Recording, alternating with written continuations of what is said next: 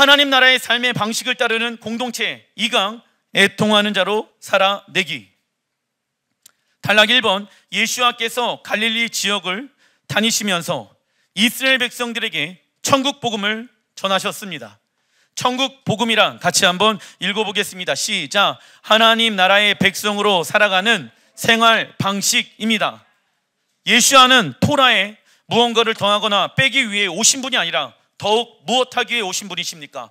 굳건하게 하기 위해 오신 분이시며 계명 중에 작은 것 하나라도 버리지 말라라고 말씀하고 계시죠. 그 이유는 하나님의 말씀, 토라는 하나님 나라의 무엇입니까? 헌법이기 때문입니다. 그래서 예수와는 하늘에 계신 너희 아버지의 온전하심과 같이 너희도 온전하라 말씀하고 계시죠. 우리는 세상의 방법으로 빛과 소금의 역할을 감당할 수 없다. 그래서 예전에 우리는 잘못된 가르침을 받았던 적이 있습니다. 우리가 국회의원도 되고 대통령이 되고 기업의 사장이 되어서 세상 가운데 빛과 소금의 역할을 감당해야 합니다. 물론 어느 부분적으로는 맞는 말입니다. 그러나 그러한 자리에 앉지 아니하는 사람들은 그렇다면 빛과 소금의 역할을 감당하지 못하는 건 아니겠습니까? 우리 모두 다 빛과 소금의 역할로 하나님이 불러주셨습니다. 그렇다면 우리가 빛과 소금의 역할을 감당하기 위해서는 무엇을 해야 한다? 하나님의 말씀에 순종하는 것을 통하여 감당할 수가 있습니다. 적어놔 주십시오. 세상의 빛과 소금의 역할은 하나님의 말씀에 순종하는 것을 통하여 감당할 수 있는 것입니다. 그래서 예수님께서 산상수훈에 말씀하실 때 무엇을 바탕으로 말씀하셨다? 토라를 바탕으로 말씀을 하셨습니다. 예수님은 하나님 나라의 삶의 방식에 대해서 우리에게 알려주실 때 무엇을 근거하여? 토라를 근거하여 산상수훈의 말씀을 요약하신 것입니다. 1번, 마태복음 5장 3절, 애통하는 자는 복이 있나니. 심령이 가난한 자란 무엇을 말합니까? 같이 한번 읽어보겠습니다. 시작. 자신을 영적으로 가난한 자로 바라보며 하나님이 계시지 않는다면 자신은 절대 절망의 상태라는 것을 아는 자입니다. 우리는요, 스스로 영적인 결핍과 필요를 인식해야 한다. 어느 때, 날마다. 무엇을? 영적인 결핍과 나는 주님만 필요합니다. 그래야 무엇을 잃어버리지 않습니까? 구원을 잃어버리지 않고 천국을 소망하며 살아갈 수 있습니다. 왜냐? 심령이 가난한 자는 복이 있나니. 날마다 심령을 가난하게 만드는 이유는 무엇입니까? 심령이 가난한 자는 복이 있나니 천국이 그들의 것이며. 천국을 취하기 위하여 우리는 날마다 심령이 가난한 자로 살아가야 합니다. 예수님께서 토라를 요약해서 제일 먼저 하신 말씀이 심령이 가난한 자와 천국은 연결되어져 있다. 예수와의 십자가의 은혜로 말미암아 너희의 구원이 시작되어졌니? 그런데 말이지, 신앙생활 하다 보면은 우리의 심령이 세상의 것으로 채워질 때가 수도 없이 많이 있다.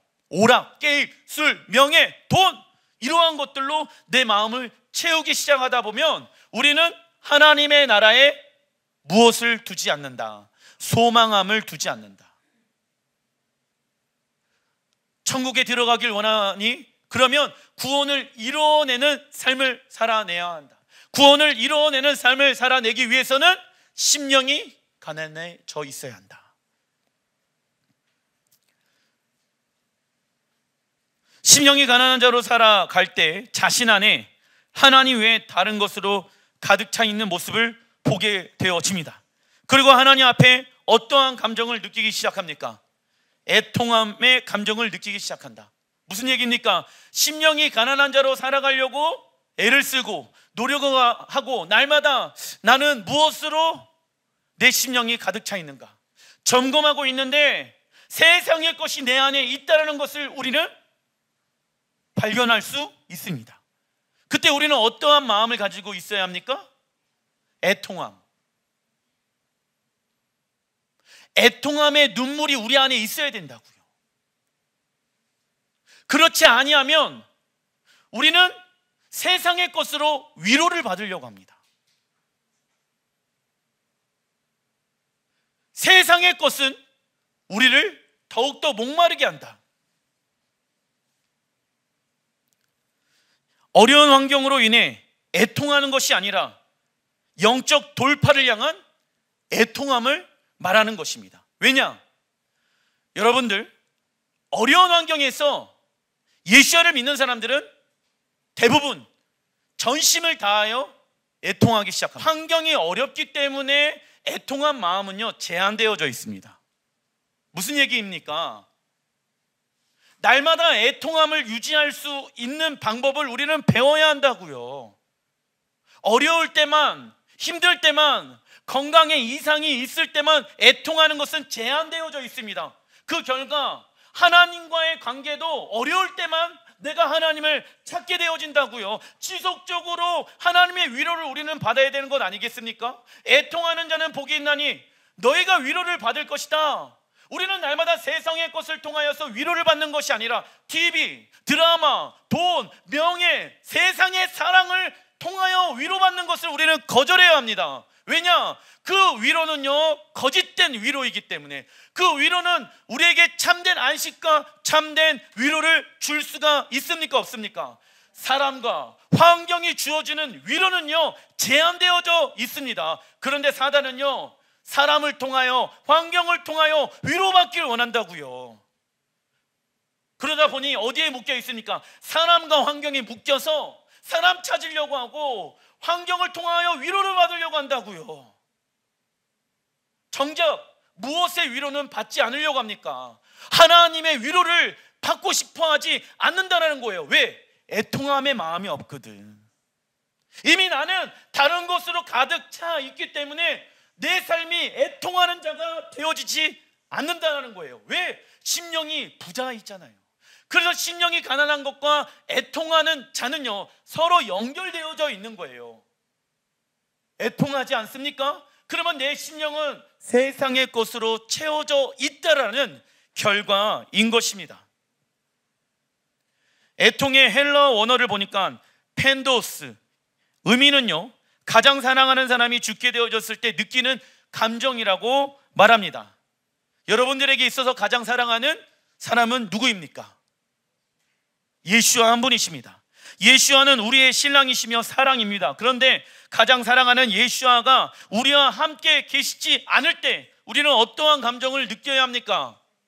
애통함의 감정을 느껴야 한다고요. 요한복음 3장 29절, 신부를 맞을 사람은 신랑이다.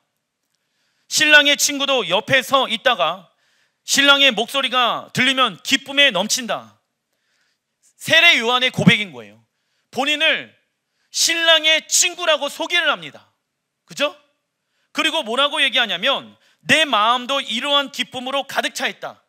30절, 그 기쁨이 무엇입니까? 읽어보겠습니다. 시작. 그분은 더 커지셔야 하고 나는 작아져야 합니다. 어떠한 기쁨입니까? 그분은 계속 커지고 그분은 계속 영광 받으셔야 합니다. 나는 없어지고 작아져야 합니다. 그 안에 내 무엇이 있다? 기쁨이 있대요. 그분이 높아지고 내가 없어질 때 우리는 영혼의 기쁨을 느껴야 합니다. 여러분들 이 기쁨을 느끼시고 계십니까? 아니면 반대로 예수님 잠깐만 좀 작아져 계십시오. 내가 커질랍니다. 내가 커질랍니다. 그때 기쁨을 느끼십니까? 세상의 부와 명예, 영광이 내게 있었을 때 여러분들 기쁘십니까? 아니면 내가 없어지고 사라지게 되어졌을 때 기뻐하고 있는지를 점검해 봐야 합니다. 세례 요한은 이스라엘 백성들이 신랑 예수야를 맞이할 수 있도록 회개의 말씀을 전파하였고 주의 길을 준비하는 사역을 감당하였습니다. 그리고 세례 요한은 자신을 신랑 예수야의 친구로 소개하며 예수야는 높아지고 커져야 하며 본인은 작아졌을 때 무엇으로 충만하게 되는 것을 경험하게 되어집니까? 기쁨으로 적어놔 주십시오. 여러분들 주의 길을 예비하는 제2의 세례 요한이 되어야 합니다. 여러분들은 신랑의 친구들이 되어서 여러분들 주변에 있는 사람들에게 예수와 곧 있으면 오신다, 회개를 외쳤잖아요. 회개하라, 천국이 가까이 왔다라고 여러분들은 말씀을 선포해야 됩니다. 그리고 여러분들의 삶이 점점점 작아지고 없어지는 삶을 무엇해야 합니까? 기뻐해야 한다고.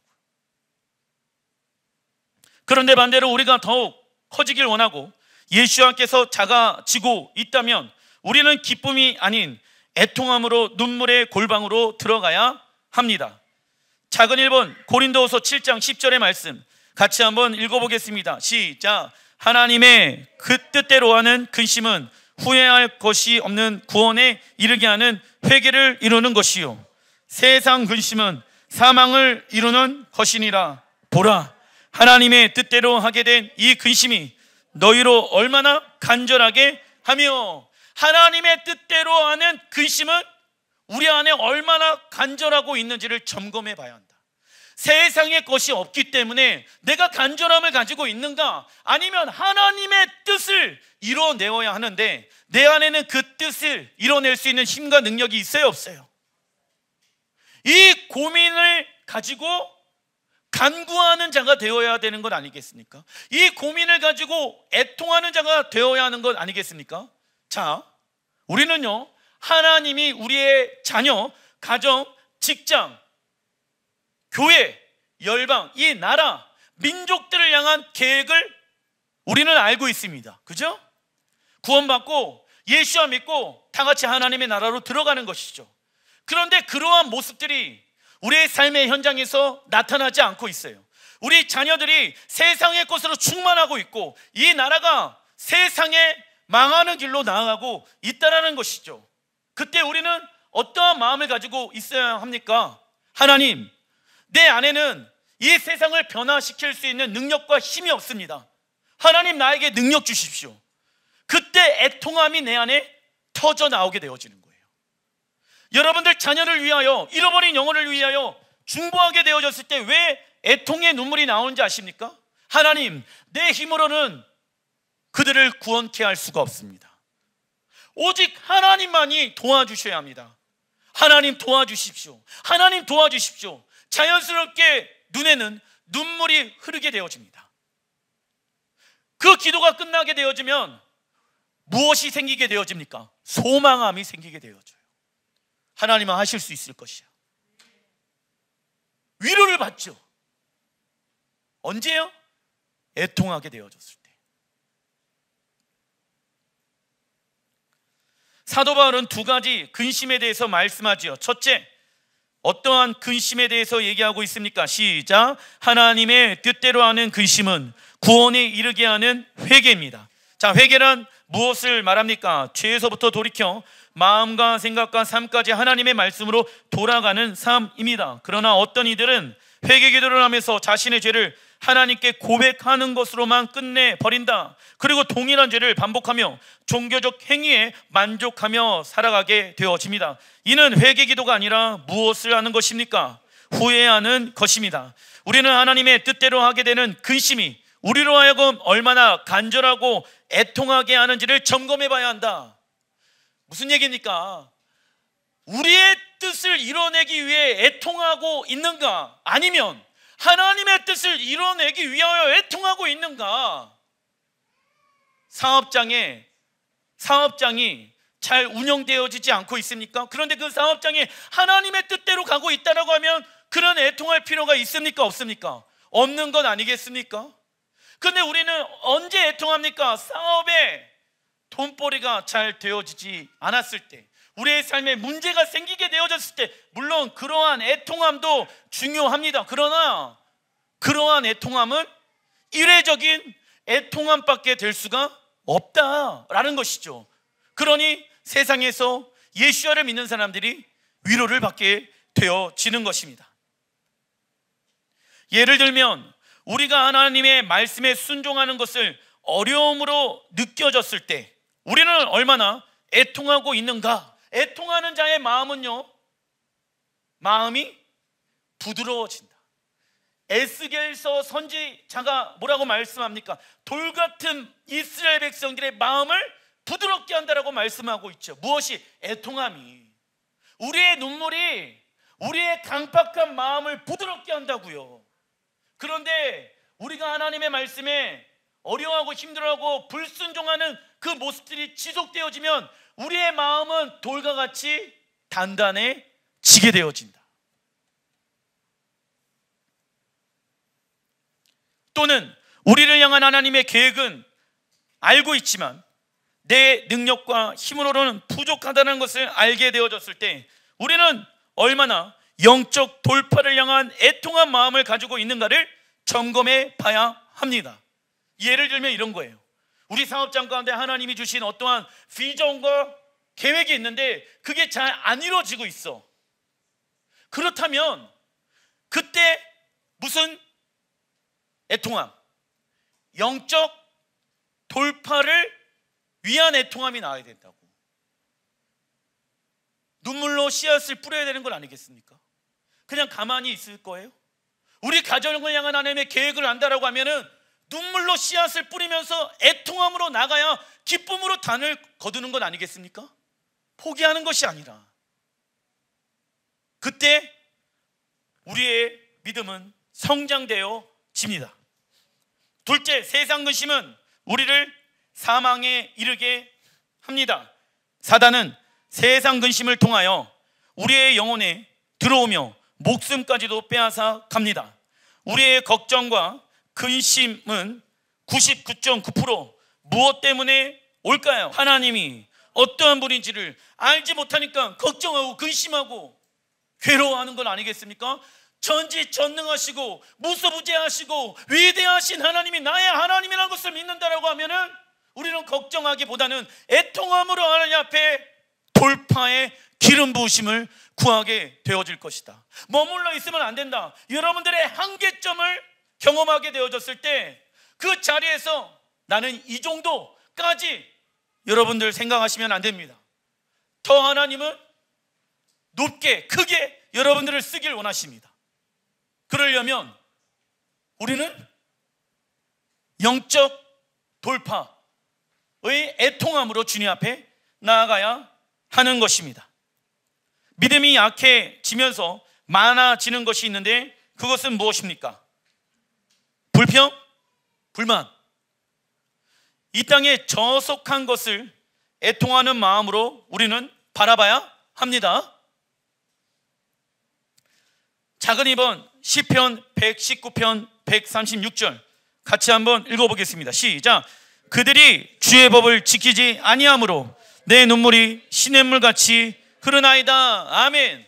여러분들의 자녀를 바라보면서 여러분들의 사업장 안에 있는 영혼들을 바라보면서 이러한 다윗의 마음을 가지고 있어야 한다.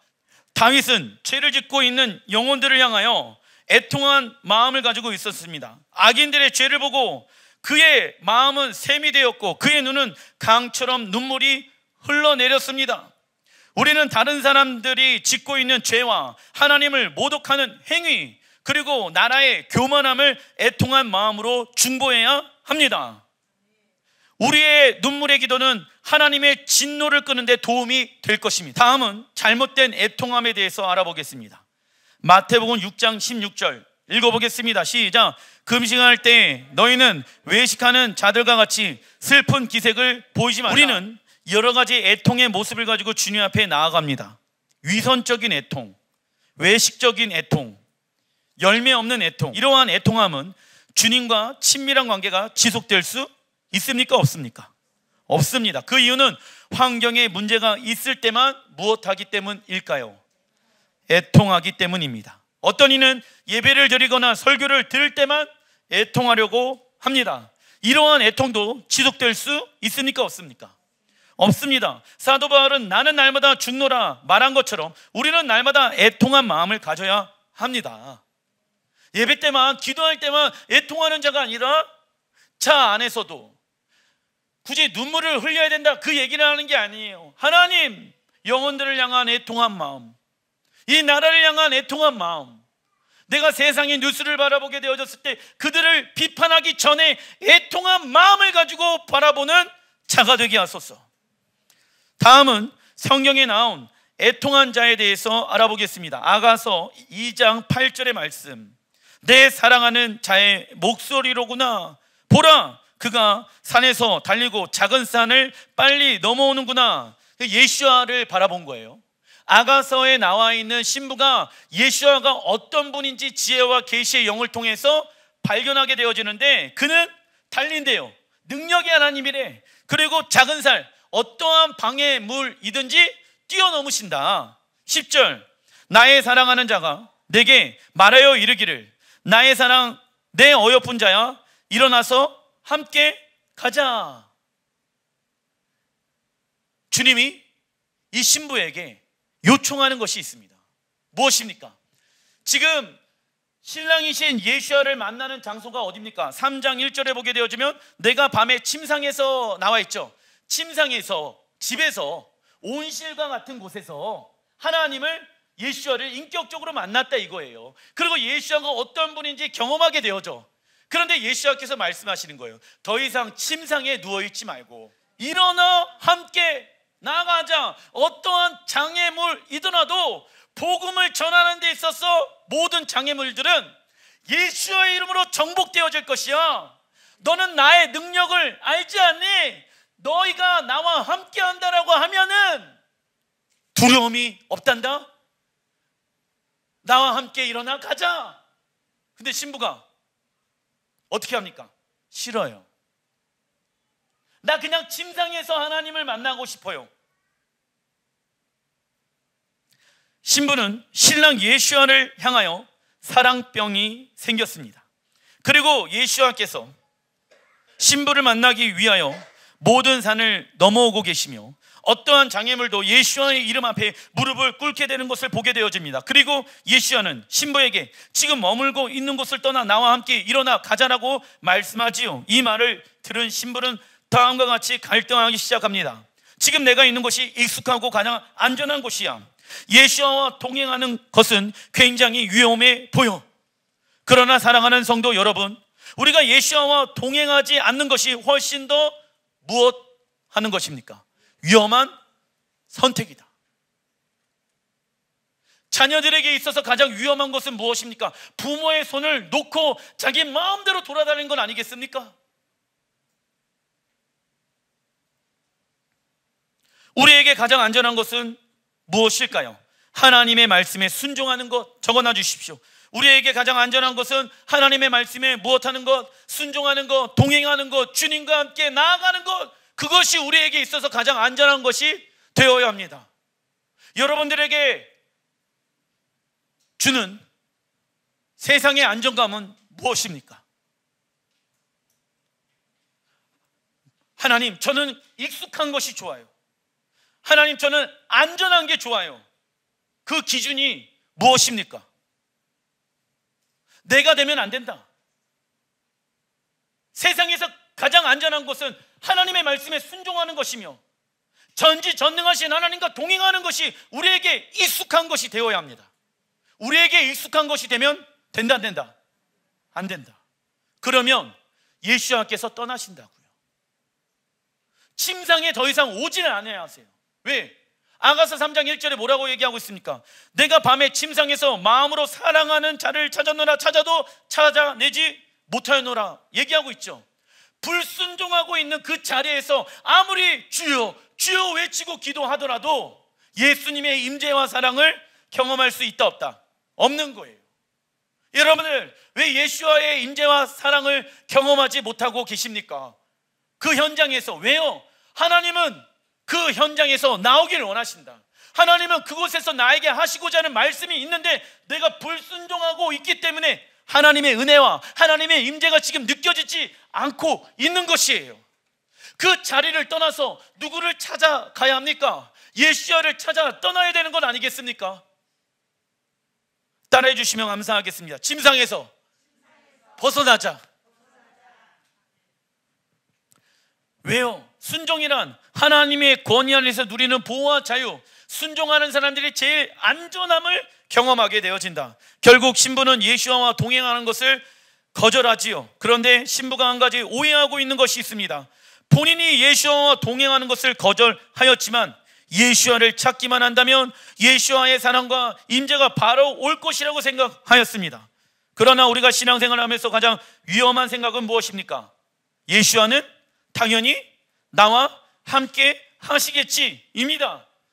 신부는 사랑하는 신랑 예수와를 찾기 위하여 애통한 마음을 가지고 본인이 안전하다고 생각하는 침상에서 일어나게 되어집니다. 무엇을 의미한다? 회개를 의미하는 것이에요. 그 자리를, 불순종하는 그 자리를 떠나지 않고서는 더 하나님과 깊은 사랑의 관계를 지속할 수 없습니다. 그래서 이 신부는요, 온 성을 그 밤은 영적인 어둠을 의미하거든. 온 성을 뛰어다녀요. 그리고 만나는 사람들마다 그때 나오는 게 예루살렘의 딸들이에요. 예루살렘의 딸들이요, 예루살렘의 딸들이요, 그를 찾아주십시오. 그가 어디에 있습니까?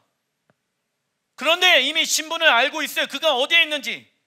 들판에 있고 산들에 계신다. 푸른 초장에 우리를 인도하시고, 그죠? 험난한 계곡일지라도 우리를 보호해 주시고 이끌어 주시는 선한 목자는 예수와 한 분이십니다. 양은 목자와 동행하는 것이 가장 안전한 것이죠. 여러분들은 양입니까? 목자입니까? 우리가 목자가 돼서는 안 된다. 우리가 원하는 대로 그 길을 가면 안 되는 것입니다. 그 침상에서 일어나 회개한 신부는요, 신랑 예수와와 더 깊은 관계가 시작되어집니다. 단락 2번 마태복음 5장 3절 같이 한번 읽어보겠습니다. 시작. 애통하는 자는 복이 있나니 그들이 위로를 받을 것이미요. 우리에게 가장 큰 복은 무엇입니까? 하나님을 가까이 하는 것이다. 저번 주 우리가 배웠습니다. 위로의 헬라어는 파라칼레오이며, 이 파라, 곁에 더하기, 칼레오, 부르다, 합성어입니다. 우리를 곁에서 돕기 위해 오신 분이 누구이실까요? 보혜사 성령님이신 거예요. 그래서 보혜사 성령님, 그 뜻은요, 위로자, 돕는 자. 보혜사 헬라어 원어를 보니까 위로의 헬라어와 비슷해요. 파라, 곁에, 클레토스, 돕는 자. 그래서 파라, 클레토스가 보혜사 뜻을 가지고 있습니다. 즉, 읽어보겠습니다. 시작. 애통하는 자는 보혜사 성령님께서 늘 곁에서 도와주시며 복음의 능력으로 다시 일어나게 하시며 새로운 삶의 용기와 위로를 주십니다. 아멘. 이게 위로라고요. 보혜사 성령님이 우리 곁에 와 계셔서 우리를 복음의 능력으로 다시 새롭게 하고 우리를 다시 일으키시며 우리에게 새 능력을 주시는 것이 참된 위로인 것입니다. 그러나 세상의 위로는 잠시 잠깐이며 일시적이다. 요한복음 16장 20절에 너희 근심이 도리어 기쁨이 되리라고 말씀하고 있습니다. 죄인의 기쁨은 무엇을 낳습니까? 슬픔을 낳게 되지만 애통한 자의 슬픔은 무엇을 낳게 되어집니까? 기쁨을 낳게 되어집니다. 시편 42편 3절에 읽어보겠습니다. 시작. 내 눈물이 주야로 내 음식이 되었도다. 아멘. 하나님의 말씀으로 돌아가는 삶은 세상의 기쁨보다 더 감미롭고 달콤합니다. 설탕은 녹았을 때 가장 달지요. 우리가 애통하면서 우리의 눈물이 주님 앞에 나아가게 되어졌을 때 우리는 설탕과 같이 달콤한 하나님의 위로를 경험하게 되어질 것입니다. 그런데 사단은요, 세상의 달콤한 죄로 말미암아 우리의 마음을 위로하려고 한다고요. 시편 126편 5절 눈물을 흘리며 씨를 뿌리는 자는 기쁨으로 거두리로다. 울며 씨를 뿌리러 나가는 자는 반드시 무엇으로? 기쁨으로 그 곡식단을 가지고 돌아오리로다. 농사 중에 가장 힘든 작업 중에 하나가 씨를 뿌리는 것입니다. 그러나 힘들고 외롭고 고통스러운 것을 참고 이겨내면 그 열매는 달 것이며 기쁨으로 수확의 열매를 거두게 될 것입니다. 그리고 또한 애통하는 마음을 가지고 가정, 직장, 교회, 나라, 열방을 위해 기도와 복음의 씨를 뿌린다면 우리는 기쁨으로 단을 거두게 될 것입니다. 그러나 힘들고 어렵다고 해서 기도와 복음의 씨를 뿌리지 않는다라고 하면 추수의 시기에 열매를 얻지 못합니다.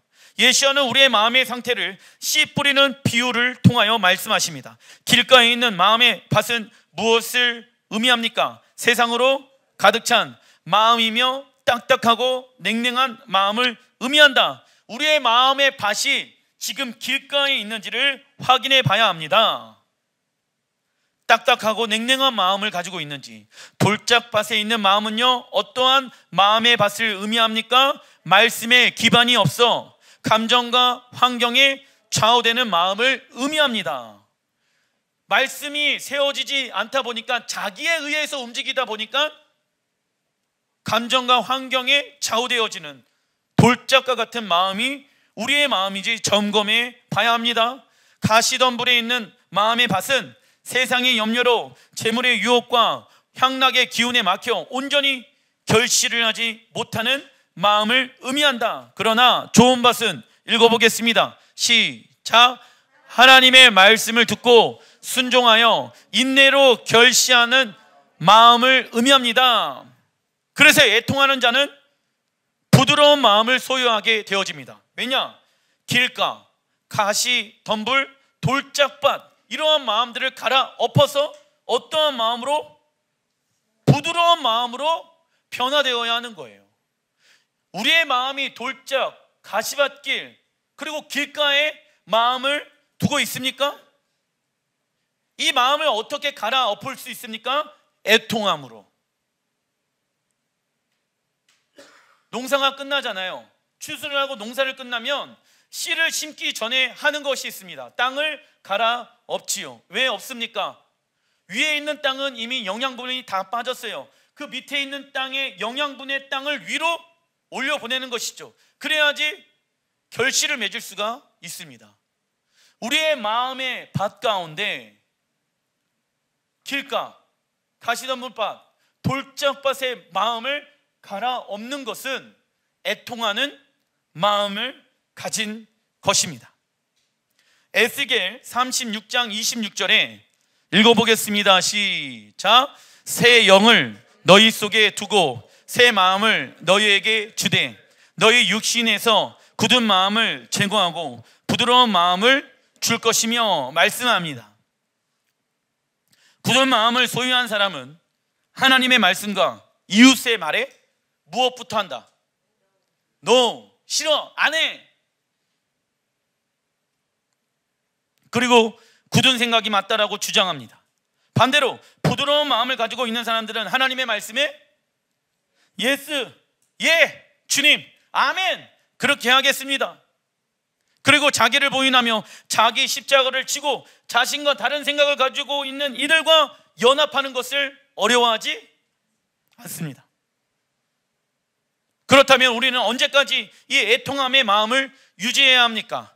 요한계시록 21장 4절의 말씀 같이 한번 읽어보겠습니다. 시작. 모든 눈물을 그 눈에서 닦아 주시니 다시는 사망이 없고 애통하는 것이나 곡하는 것이나 아픈 것이 다시 있지 아니하리니 처음 것들이 다 지나갔음이로라. 아멘.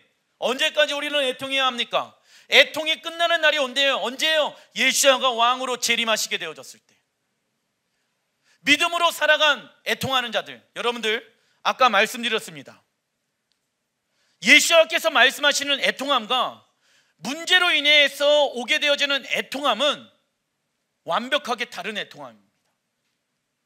문제로 인해서 애통하는 그 애통함은 주님이 오실 때까지 애통할 수가 있다 없다? 없습니다.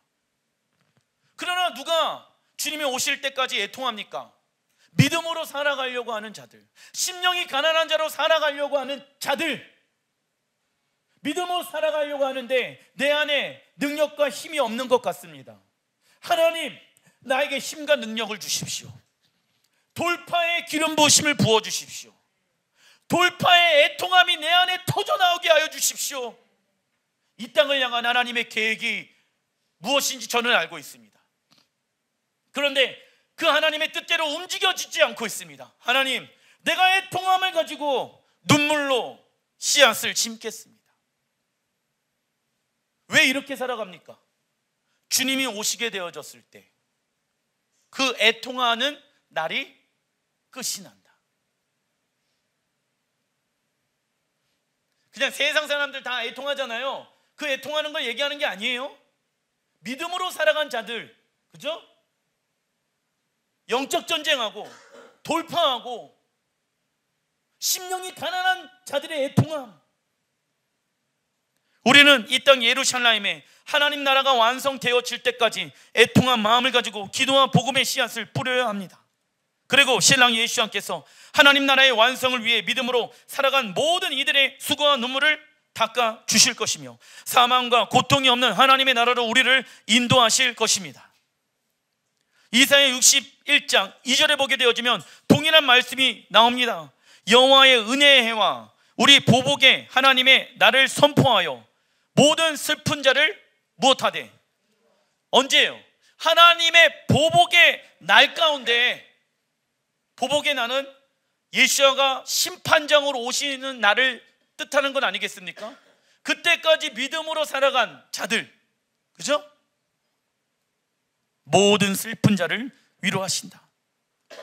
예수님께서 초림하셨을 때 여호와의 은혜가 선포되었습니다. 그리고 예수님께서 재림하실 때 보복의 날이 선포되며 나팔절에 하늘의 심판의 문이 열리고 대속제일의 심판의 문이 닫혀 판결이 내려질 것입니다. 그리고 하나님을 사랑하는데 방해되는 모든 것을 무너뜨리실 것이며 사람이 통치하는 시대가 끝나고 어떠한 시대가 시작되어집니까? 왕이신 예수님께서 통치하는 시대가 시작될 것입니다. 이때 믿음으로 살아간 모든 이들을 위로하실 것입니다. 그러나 예수님은 지금 이 순간에도 믿음으로 살아간 모든 이들의 수고와 눈물을 닦아주시길 원하시며, 할렐루야, 그때만 이 위로를 경험하는 것이 아니라 오늘 이 순간에도 하나님 내가 지금 믿음으로 살아가고 있습니다. 그런데 마음의 공허함도 있고요, 마음의 상함도 있고요, 상처도 있고요, 어려움도 있고요. 내가 믿음으로 살아가다 보니까 사람들에게 손가락질도 당하고요, 너는 이때 이 시국에 교회를 나가야 되냐, 이런 얘기도 듣고 있습니다. 그러나 하나님, 내가 하나님께로만 오늘 위로받기로 결정합니다.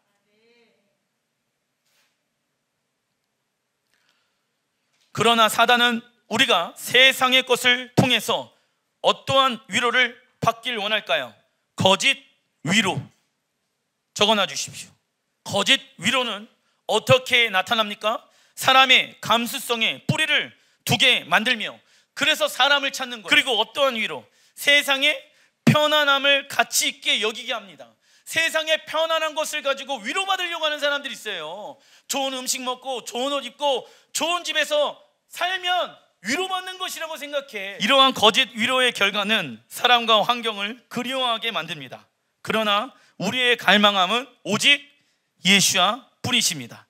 기도하겠습니다.